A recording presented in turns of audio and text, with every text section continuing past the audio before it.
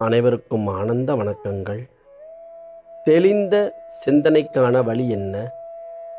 தெளிந்த சிந்தனை என்பது முழு கவனத்தை நீங்கள் யோசிப்பதில், சிந்திப்பதில் செலுத்துவதே ஆகும். உங்கள் கவனத்தை முழுமையாக சிந்திப்பதில் செலுத்துவதற்கு எது தடையாக இருப்பது, அதற்கான வழி என்னன்னு பார்ப்போம். முதலில் தடையாக இருப்பது என்னவென்றால், ஆசைகளினாலோ வெறுப்புகளினாலோ இது போன்ற உணர்ச்சி முடிச்சுகளில் பாதிக்கப்பட்டிருக்கும் போது அதிலிருந்து நாம் கவனத்தை முழுமையாக எந்த சிந்தனையும் செலுத்த இயலாது. முழுமையான கவனத்தை செலுத்தவில்லை என்றால் அந்த சிந்தனை தெளிவான சிந்தனையாக மாறாது. தெளிவான சிந்தனையாக மாறவில்லை என்றால் அந்த செயல் முழுமையாக நடக்காது. ஆனந்த உணர்விலிருந்து ஒரு கவனத்தை நீங்கள் செலுத்தும் போது அந்த சிந்தனை முழுமையாக உயிர் பெறுகின்றது.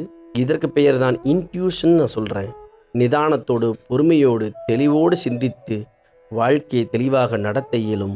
ஆனந்த உணர்வு முழுமையான கவனத்தை தருகின்றது. ஆனந்த உணர்வு உற்சாகத்தை அதிகப்படுத்துகின்றது, சக்தியோட்டத்தை அதிகரிக்கின்றது. இதனால் கவனம் அதிகரித்து முழுமையான சிந்தனை நடக்க துவங்குகின்றது. ஆனந்த உணர்வு கவனத்தை அதிகப்படுத்தி தெளிந்த சிந்தனையை அதிகப்படுத்துகின்றது. ஆனந்தமாக வாழுங்கள். ஆனந்த நன்றிகள்.